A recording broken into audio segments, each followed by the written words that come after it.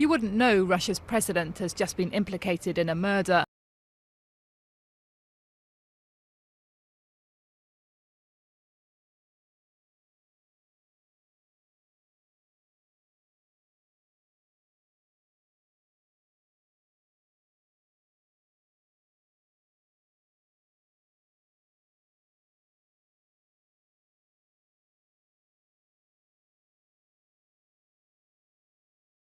Putin probably approved the killing. And in public at least, Russian officials are unflustered. At the Foreign Ministry, the spokeswoman deflected my question over the trail of deadly polonium, dismissing the whole inquiry as politicised.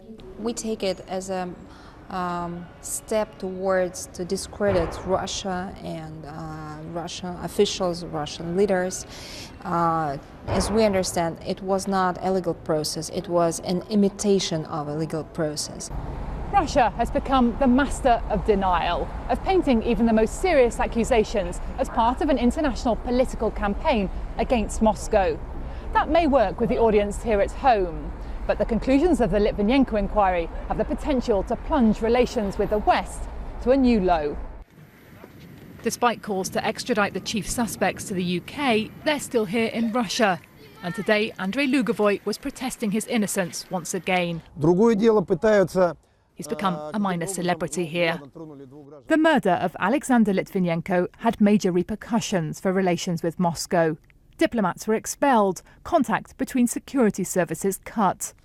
But 5 years on, David Cameron was in Russia, encouraging trade as if nothing had happened. Then came the conflict in Ukraine and the annexation of Crimea, and the mood changed. The inquiry into Litvinenko's killing was announced. Now its damning conclusion is out. Russia's ambassador has been summoned to the Foreign Office.